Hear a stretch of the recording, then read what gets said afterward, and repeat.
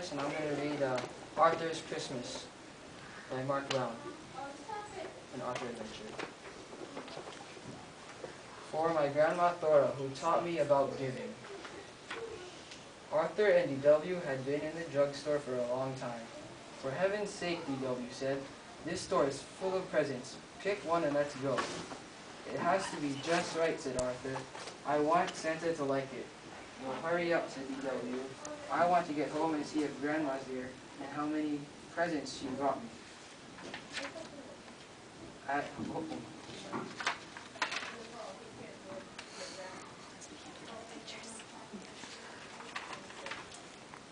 home, D.W. added 10 more things she wanted to her Christmas list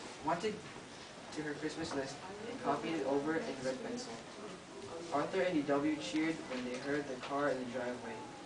Grandma, are there presents in there for me? Asked D.W. Grandma, do you think Santa will like new mittens or gloves? Asked Arthur. Whatever happened to hello, I'm glad to see you? Asked Grandma Thora.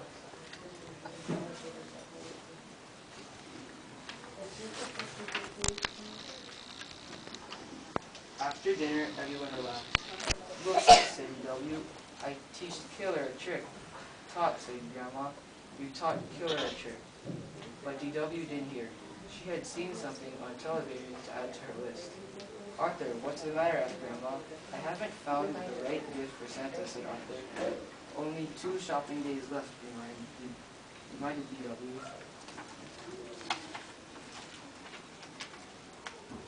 The next day, D.W. and their friend went shopping.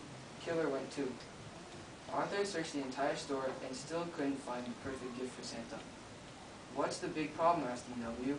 I can see 100 things I want. Let's go tell Santa. Santa, what would you like for Christmas? Asked Arthur. Ho, ho, ho, laughed Santa. You just leave the giving to me. D.W. had her picture taken patting Santa's tummy. Buster was next. Santa, be careful coming down the chimney at our house. My parents always forget to put out the fire. Ho, ho, ho, said Santa. Don't worry. I'll use the front door. Then it was Francine's turn. Have you been a good little girl? Asked Santa. Oh, yes, smiled Francine. I'm always good. Always? Asked Santa.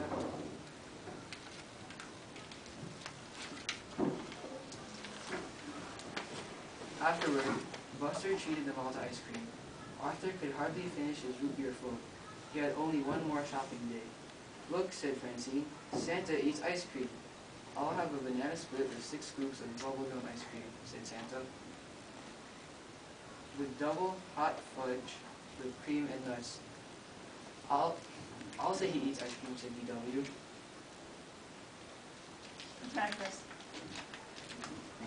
What? At home, Arthur asked his family for help. How about a nice, colorful tie, said Father.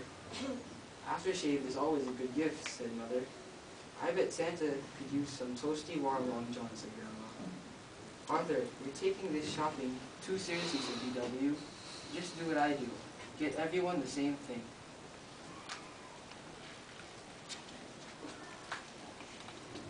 That afternoon, everyone was getting ready to go caroling. But Arthur didn't have time for Christmas carols. Time was running out. Please come along, begged D.W. I'll be the only kid. And besides, Mrs. Tibble always gives us a present and hot chocolate.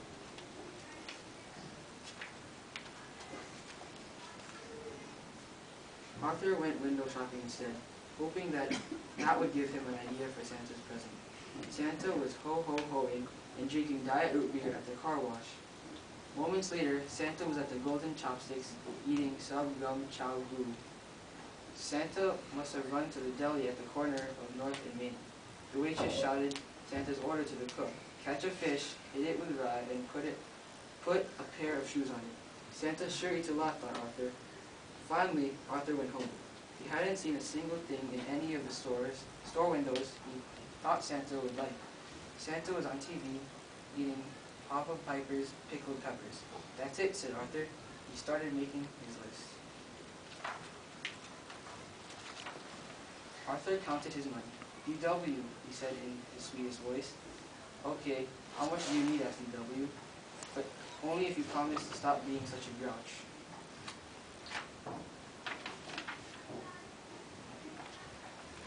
The next morning, Arthur gave DW half of his list. He took the other half. DW had to keep Killer out of the kitchen while Arthur made Santa's present. "What's all that noise?" asked Father. "Arthur is making a mess," reported DW. The kitchen door opened and Arthur sneezed. "Mom, how many cups of pepper and pickled peppers?" he asked. "Maybe I should help," said Mother.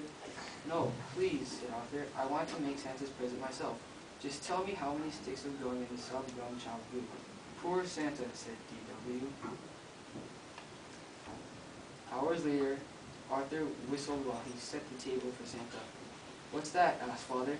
"Pickled peppers, hot fudge sundae on bubbled gum ice cream, and sub-gum chow blue. I sort of combined Santa's favorite foods," Arthur explained. "What's that big, lumpy thing that's moving?" asked Grandma. "A pizza to go," said Arthur, "with everything on it." "If you want Santa to come, you'd better go to bed," said Mother. "If you want Santa to come," thought DW, "we better do something about that food." DW couldn't fall asleep. "I have to do something," she thought. "Poor Arthur worked so hard, but if Santa gets one whiff of Arthur's present, he'll never set foot in the dining room, much less eat any of it." Careful to miss the squeaky step, DW tiptoed downstairs in the dark. The next morning, Arthur was the first one up. "Santa ate it all," he cried, and he left a note. The note said, "Dear Arthur, you were so nice to take time to find out my favorite foods and make them. Thank you. You also teach me about the Christmas spirit.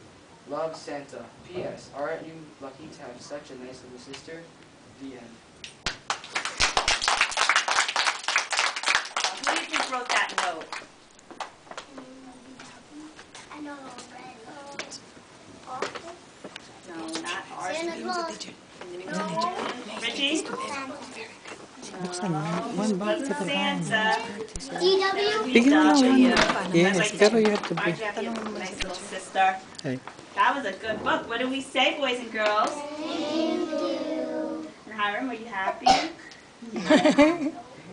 Your heart going? No. 24. Okay. Okay, give them. All right, boys and girls. Hiram's parents and his brother did something really nice, extra special. They brought you candy canes. Lauren, Hiram, sit down. Hiram. Give it to the one at the back. Wait, park it. What do you say? Thank you.